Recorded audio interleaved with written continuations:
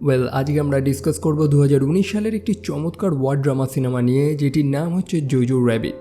সিনেমাটাকে পরিচালনা করেছেন পরিচালক টাইকা ওয়াটিটি, যিনি আমাদের বেশ কিছু দারুণ দারুণ সিনেমার উপহার দিয়েছেন। আর অবশ্যই আমরা এই সিনেমাটাকে নিয়ে ডিসকাস করছি না, ভুল মানুষ মাত্রই হয় যেটা আমরা মনে করি। বাই দ্য ওয়ে, আমরা এখন জোজো র্যাবিট সিনেমাটাকে নিয়ে ডিসকাস করব, এবং এই সিনেমাটি তার চমৎকার গল্পের জন্য 2020 সালে একাডেমি অ্যাওয়ার্ডস পায়, অর্থাৎ অস্কার। আর অবশ্যই সম্পূর্ণ ভিডিওটাতে কিছু মেজর স্পয়লার থাকবে। সো শুরু করার আগে, হে গাইজ, আমি Arnab, welcome to my channel. আর এই ভিডিওতে আমি জোজো র্যাবিট সিনেমাটাকে সম্পূর্ণ এক্সপ্লেইন করব। এই গল্পের মেইন চরিত্র অর্থাৎ জোজো বেটসলার মাত্র 10 বছরের একটি ছেলে, এবং এই সম্পূর্ণ গল্পটা আমরা জোজোর পার্সপেক্টিভে দেখব। অর্থাৎ সে এই পৃথিবীটাকে কিভাবে দেখছে, সেই যুদ্ধের প্রেক্ষাপট অর্থাৎ দ্বিতীয় বিশ্বযুদ্ধ এই বাচ্চাগুলোর উপরে কেমন ইম্প্যাক্ট ফেলেছে, তারা কেমন চিন্তা করে, তারা কেমন করে ভাবে, এই সব কিছুই জোজোর মাধ্যমে ফুটিয়ে তোলা হয়েছে। জোজোর একটা ইম্যাজিনারি ফ্রেন্ডও রয়েছে, তার একজন কাল্পনিক বন্ধু যেটা হচ্ছে হিটলার। সে হিটলারকে নিজের কল্পনায় দেখে, কারণ জোজো নাৎসি পার্টির একজন বড় ফ্যান। নাৎসি চিন্তাধারা, তাদের বিলিভসগুলো জোজো মেনে চলে। আর অবশ্যই হিটলারের নাম স্মরণ করে সে ঘর থেকে বেরিয়ে পড়ে। সে চলেছে হিটলার ইউথ ট্রেনিং ক্যাম্পের উদ্দেশ্যে, যেখানে বাচ্চাদের রিক্রুট করা হতো ট্রেনিং দেওয়ার জন্য, যেটা একেবারেই সত্যি। সেই ট্রেনিং ক্যাম্পে অংশ নেওয়া একটা স্বপ্নের মতন ছিল তাদের কাছে, কারণ তারা প্রত্যেকে একটা নাৎসি সৈন্য হতে চায়। সেই ক্যাম্পের ইনস্ট্রাক্টর হচ্ছে ক্যাপ্টেন ক্লেন্সেনডর্ফ, যার একটা চোখে একটা সমস্যা হয়েছে, যার কারণেই তাকে ফ্রন্ট লাইন থেকে সরিয়ে দেওয়া হয়েছে। অর্থাৎ সে যুদ্ধে অংশগ্রহণ করতে পারবে না, এবং তার এখন কাজ হচ্ছে এই বাচ্চাদের ট্রেনিং দেওয়া। বেশ কিছু দারুণ ভেলকি দেখায় সে, এবং সেই বাচ্চাগুলোকে এখন সেই জিনিসগুলো শেখানো হবে যেগুলো নাৎসি সৈন্যরা সেই যুদ্ধক্ষেত্রে করে থাকে। তাদের ট্রেনিং শুরু হয়, তবে জোজো সবার সাথে কোপ আপ করে উঠতে পারছে না, প্রত্যেকটা বাচ্চার সাথে তাল মিলিয়ে সে চলতে পারছে না।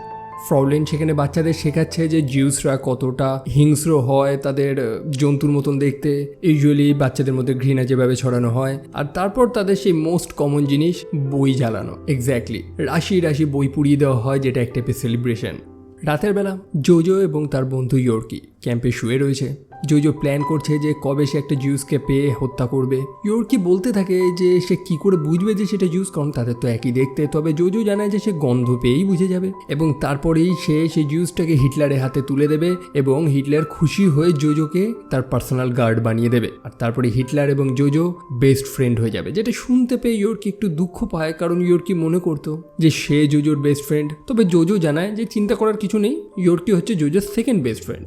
পরের দিন তাদের আবার ট্রেনিং কন্টিনিউ হয়, আর এবার পরীক্ষা নেওয়া হচ্ছে যে তাদের মধ্যে কতটা সাহস রয়েছে। আর তার মধ্যে একজন জোজোকেই টার্গেট করেছে, কারণ সে লক্ষ্য করেছে যে জোজোর মনে একটু ভয় রয়েছে। সে জোজোকে জিজ্ঞেস করে যে যুদ্ধক্ষেত্রে যদি কাউকে হত্যা করতে হয়, জোজো কি সেটা করতে পারবে? জোজো জানায় যে হ্যাঁ, অবশ্যই পারবে, তবে তার আগে এখন জোজোকে তার একটা প্রমাণ দিতে হবে। সে জোজোর হাতে একটা র্যাবিট দিয়ে দেয়, একটা খরগোশ, এবং বলে সেই খরগোশটাকে হত্যা করে দেখাতে। জোজো পারে না হত্যা করতে, তখন সেই ছেলেটি সেই খরগোশটাকে হত্যা করে দেয়, এবং জোজোর পিতার ব্যাপারে বাজে বাজে কথা বলতে থাকে। আসলে জোজোর পিতা ইতালিতে লড়তে গিয়েছিল, কিন্তু এখনো ফিরে আসেনি। অনেকেই মনে করে নাকি যে সে পালিয়ে গেছে, নিজের দেশের সাথে বিশ্বাসঘাতকতা করেছে।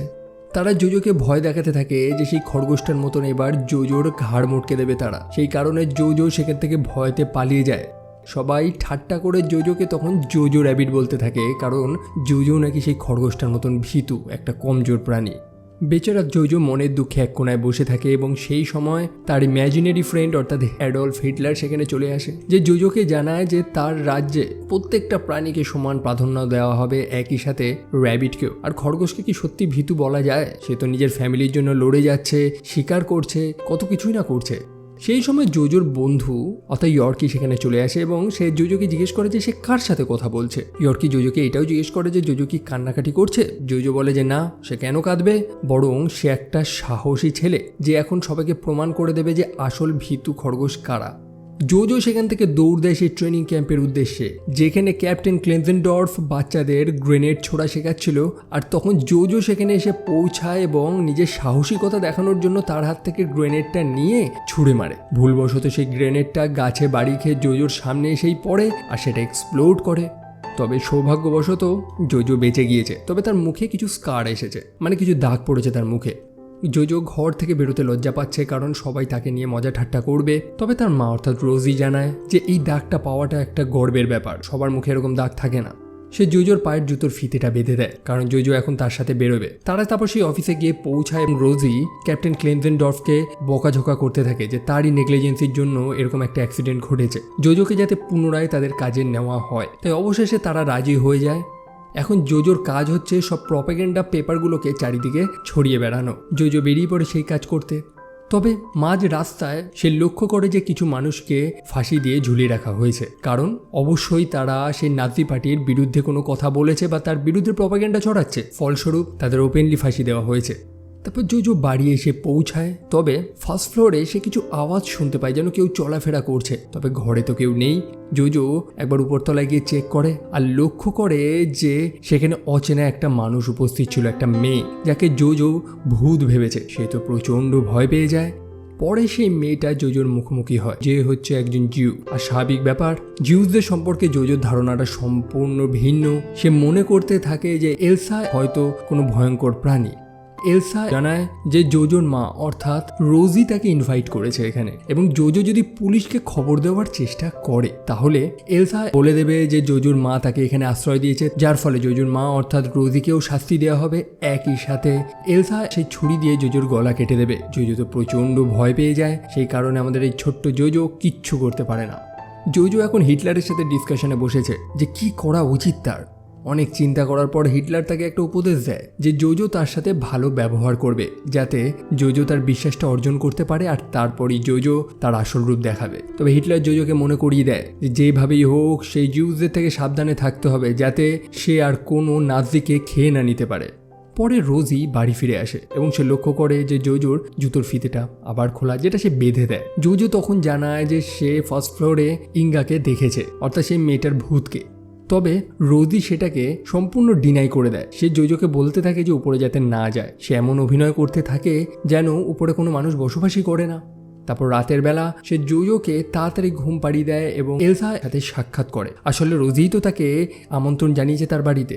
আসলে জোজোর একটা বড় বোন ছিল যার নাম হচ্ছে ইঙ্গা, যে মারা গিয়েছে। অবশ্যই এলসা এবং ইঙ্গা তারা একটা সময় ভালো বন্ধু ছিল। সেই কারণেই রোজি এলসাকে সেখানে আশ্রয় দিয়েছে। এলসা খুবই চিন্তায় রয়েছে যে আর কতদিন তাকে এরকমভাবে লুকিয়ে থাকতে হবে। রোজি জানায় যে আর বেশি দিন থাকতে হবে না, কারণ যুদ্ধ প্রায় শেষের মুখে, নাজি সেনারা হারতে চলেছে। তবে জোজো না ঘুমিয়ে সেই প্রত্যেকটা কথা কিন্তু শুনছিল। পরের দিন সে ট্রেনিংয়ে গিয়েছে এবং ক্যাপ্টেন ক্লেনজেনডর্ফের সাথে সাক্ষাৎ করে এবং তাকে জিজ্ঞেস করে যে যদি সে কোনো জিউসকে দেখতে পায় তখন সে কি করবে। ক্যাপ্টেন ক্লেনজেনডর্ফ জানায় যে তারা প্রথমে গুস্টাপোকে খবর দেবে, যারা হচ্ছে সিক্রেট পুলিশ হিটলারের। তারপর তারা এসএস এবং বাকি লোকেদের খবর দেবে। যে প্রসেসটা অনেক বড়। তবে সে কেন এইসব প্রশ্ন জিজ্ঞেস করছে? জোজো জানায় যে যদি এমন হয় যে সেই জিউসটা কোনো মানুষকে হিপনোটাইজ করেছে। ক্যাপ্টেন জিজ্ঞেস করে যে এরকম হয় নাকি। তবে তখন ফ্রাউলেন বলে যে হ্যাঁ এরকম হয়, তার আঙ্কেলকে একটা জিউস নাকি হিপনোটাইজ করে দিয়েছিল। তারপর জোজো চলে যায় এলসার সাথে সাক্ষাৎ করতে, কারণ সে জিউসদের ব্যাপারে জানতে চায়। এলসা বলে যে সেও 5টা সাধারণ মানুষদের মতন। তবে জোজো তো এগুলো বিশ্বাস করে না। সেই কারণে এলসা তাকে সেগুলোই বলে যেগুলো জোজো শুনতে চায়, যে সে হচ্ছে এক টাইপের ডেমন যারা টাকা পছন্দ করে। তবে এলসা তখন নাজিদের বিরুদ্ধেও একটা কথা বলে বসে, যেটা জোজোর খারাপ লেগে যায়। তখন জোজো তাকে বলতে থাকে যে তার এরকম সাহস হলো কি করে, নাজিদের মধ্যে এরিয়ান রেসের রক্ত বইছে ও নানান বড় বড় কথা। তবে এলসা তাকে আবার এত ভয় দেখায় যে স্বাভাবিকভাবে ছোট্ট জোজো কিছুই করতে পারে না। পরে সে তার মায়ের সাথে ডিনারে বসেছে। আমরা দেখতে পাই যে রোজি একটু হ্যাপি, সে খুবই খুশি এবং জোজো তাকে জিজ্ঞেস করেছে কারণটা কি। সে জানায় যে অ্যালাইসরা ধীরে ধীরে ইটালি জয় করে নিয়েছে, ধীরে ধীরে এগোচ্ছে এবং নাজিদের পতন খুব শীঘ্রই হবে। জোজো প্রচণ্ড রেগে যায় যে এটা হতে পারেই না, নাজিরা তাদের শত্রুদের খুব ইজিলি হারিয়ে দেবে। জোজো দেখতে পায় যে সেখানে আর একটা প্লেটে কিছু রুটি রাখা ছিল। রোজি জানায় যে তার এখন খিদে নেই, সে পরে খাবে বলে সেটাকে রেখেছে। আসল ব্যাপার হচ্ছে এলসা জোজোকে বলেছিল যে জোজোর মা অর্থাৎ রোজি কতটা দয়ালু, তার জন্য পাউরুটি এনে দেয়। তাই জোজো তো এটা জানে যে এটা অবশ্যই সেই এলসার জন্যই রাখা হয়েছে, যে ব্যাপারে রোজি জোজোকে কিছুই বলছে না। সেই কারণে জোজো রোজিকে বলতে থাকে যে তার প্রচুর খিদে পেয়েছে আজ, সেই কারণে এই রুটিটা আজকে সে খেয়ে নেবে। অন্যদিকে জোজো ছিল একটু অ্যাপসেট। রোজি তাকে জিজ্ঞেস করে যে কী কারণ। জোজো বলতে থাকে যে তার মুখে এই দাগটা পড়েছে, ওর নানান ব্যাপার, যেটা অবশ্যই রোজি বুঝতে পারবে না। জোজো রোজির সাথে অর্থাৎ তার নিজেরই মায়ের সাথে খুব রুডভাবে কথা বলছিল। কারণটা রয়েছে সেই ট্রেনিং ক্যাম্প থেকে তাকে যেগুলো শেখানো হয়েছে। জোজো বলতে থাকে যে রোজি এইসব কিছুই বুঝবে না, জোজোর পিতা যদি আজকে এখানে থাকতো তাহলে সে জোজোর সমস্যাগুলো বুঝতে পারতো। তখন রোজি জোজোর পিতার মতন সেজে জোজোর সাথে গল্প করতে থাকে। রোজি চেষ্টা করছে যে জোজোর মনটা যাতে ভালো হয়ে যায়, সে যাতে নিজের পিতাকে না মিস করে। পরে জোজো আবার এলসার সাথে সাক্ষাৎ করতে যায়। সে জিউসদের ব্যাপারে আরও বেশি কিছু জানতে চায়। সে এলসাকে জিজ্ঞেসও করে যে তার পরিবারে কে আছে হ্যান ত্যান। তখন এলসা জানায় যে তার ফিয়ান্সে, যার নাম হচ্ছে ন্যাথান, যে খুব শীঘ্রই আসবে এখানে এবং সে এলসাকে নিয়ে প্যারিসে চলে যাবে।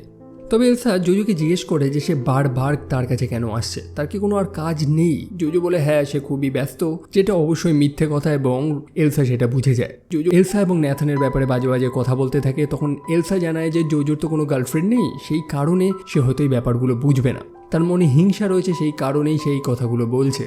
তারপর জোজো লাইব্রেরিতে চলে যায় একটা পোয়েটের বই নিতে, যার পোয়েমগুলো এলসা এবং তার বয়ফ্রেন্ড ন্যাথান শুনতো। জোজো সেগুলো পড়ে এক টাইপের চিঠি লিখেছে, একটা নকল চিঠি, যেটা নাকি নেথান এলসার উদ্দেশ্যে পাঠিয়েছে।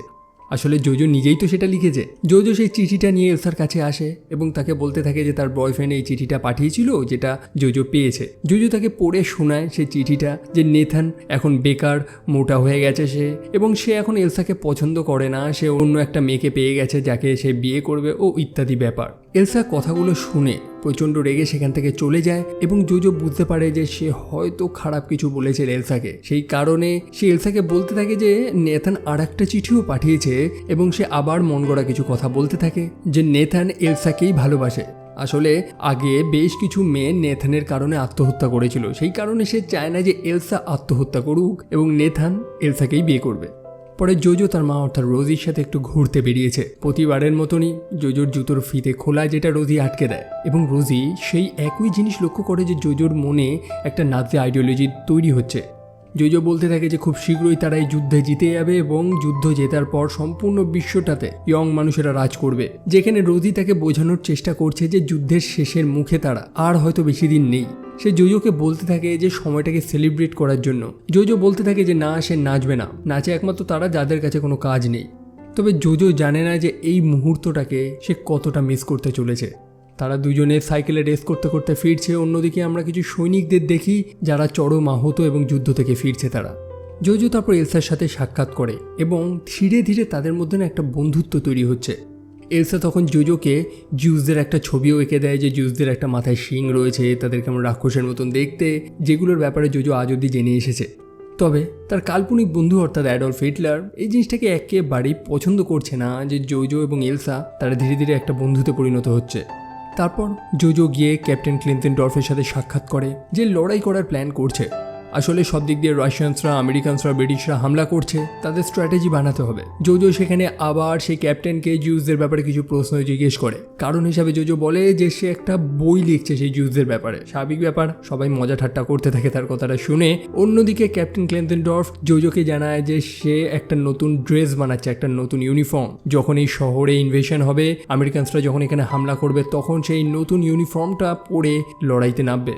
তো যাই হোক, জোজোর আগের কাজ তো শেষ, অর্থাৎ সেই প্রপাগেন্ডা পেপারগুলো চারিদিকে ছড়ানো। এখন জোজোর নতুন কাজ হচ্ছে কিছু স্ক্র্যাপ জোগাড় করা, যেগুলো যুদ্ধে কাজে লাগবে। জোজো বেরিয়ে পড়ে সেই স্ক্র্যাপ জোগাড় করতে। তবে সে তার নিজেরই মা অর্থাৎ রোজিকে লক্ষ্য করে, যে কিছু প্রপাগেন্ডা পেপার চারিদিকে ছড়িয়ে বেড়াচ্ছে, যেখানে লেখা ফ্রি জার্মানি, অর্থাৎ সেগুলোর নাজি পার্টির বিরুদ্ধে। জোজো তার প্রিয় বন্ধু ইয়র্কির সাথেও সাক্ষাৎ করে এবং তাকে বলে যে সে একটা জিউসকে দেখেছে। অন্যদিকে ইয়র্কি, যাকে একটা বন্দুক দিয়ে দেওয়া হয়েছে কারণ সেও যুদ্ধে নামবে, সেও জানায় যে রিসেন্টলি জঙ্গলে বেশ কিছু জিউসদের ধরা হয়েছে এবং তাদের দেখতে সাধারণ মানুষদেরই মতন, যেটা দেখে সে একটু অবাক হয়ে গেছে। তারপর জোজো বাড়িতে ফিরে যায় এবং এলসার সাথে সাক্ষাৎ করে এবং ধীরে ধীরে সে এলসাকে নিজের ঘরে অ্যালাউ করা শুরু করেছে। তবে সেই মুহূর্তে কিছু গেস্টাফো তাদের বাড়িতে চলে আসে। এলসা তো লুকিয়ে পড়ে এবং অন্যদিকে সেই গেস্টাপোরা সম্পূর্ণ ঘরটা ভালো মতন তল্লাশি করছে, যার কারণটা তারা জানায় না। তারা নাকি রুটিন চেক আপ করতে এসেছে যে এই বাড়িতে কোনো কমিউনিস্ট লুকিয়ে রয়েছে নাকি।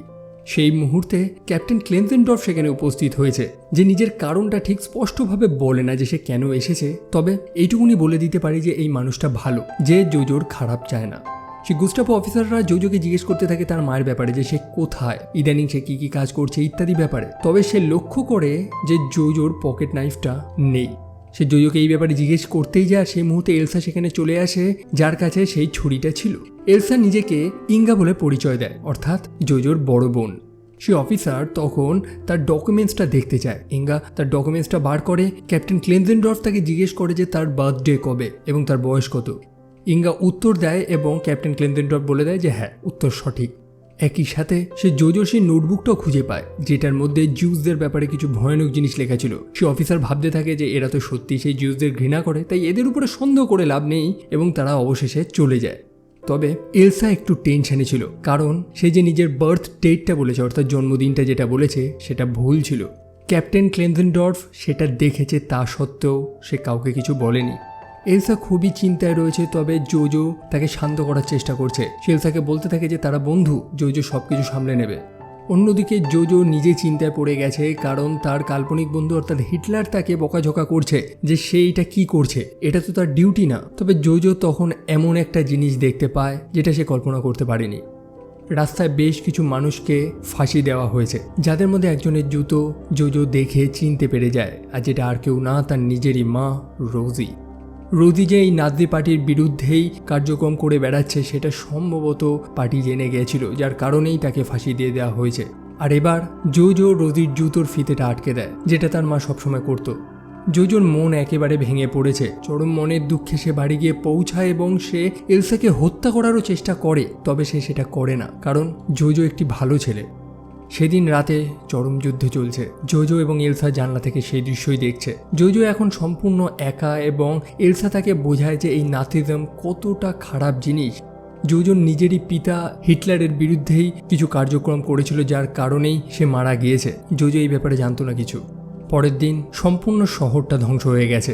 জোজো এখন যুদ্ধটাকে ফিল করছে, সে সার্ভাইভ করছে এবং অবশেষে যুদ্ধ একেবারে দোরগোড়ায় এসে পৌঁছায়। তার বন্ধু ইয়র্কির সাথে তার সাক্ষাৎ হয়, যে জানায় যে আমেরিকানস, রাশিয়ানস, ইংল্যান্ড চারদিক দিয়ে তারা আসছে আক্রমণ করার জন্য, সম্পূর্ণ শহর প্রস্তুতি নিচ্ছে।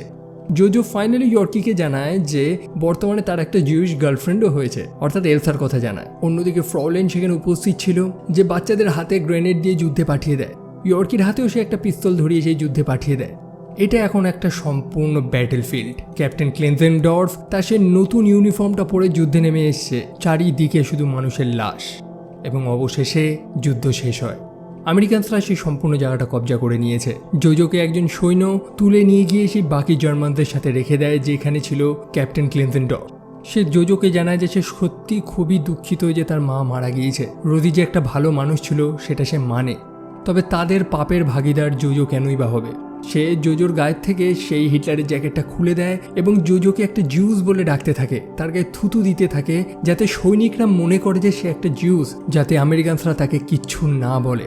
আসলে সে জোজোকে বাঁচানোর জন্যই এটা করেছে। স্বাভাবিকভাবেই সৈন্যরা সেটা শুনে ভাবতে থাকে যে জোজো একটা জিউস। তারা জোজোকে সেখান থেকে সরিয়ে নিয়ে যায় এবং বলে বাড়ি চলে যেতে, এবং প্রত্যেকটা জার্মান সৈন্যকে তারা সেখানে গুলি মেরে দেয়।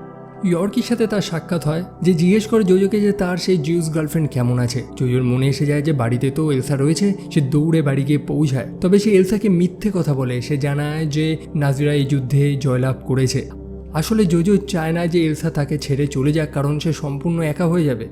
সে আবার একটা খালি কাগজ নিয়ে সেটাকে পড়তে থাকে, অর্থাৎ সে নাটক করতে থাকে যে এলসার ফিয়ান্সে একটা চিঠি পাঠিয়েছে। তবে এলসা তাকে জানায় যে তার ফিয়ান্সে বা তার যে বয়ফ্রেন্ড ছিল, যার নাম ছিল ন্যাথান, সে একটা রোগে 1 বছর আগেই মারা গেছে। তাই জোজোকে আর এই নাটক করার প্রয়োজন নেই। পরে জোজোর সেই কাল্পনিক বন্ধু অর্থাৎ অ্যাডলফ হিটলার আবার চলে আসে, আর ততক্ষণে অবশ্যই হিটলার সুসাইড করেছে। জোজো এটা জানতো না, তবে তার বন্ধু ইয়র্কি সেটা জানায়।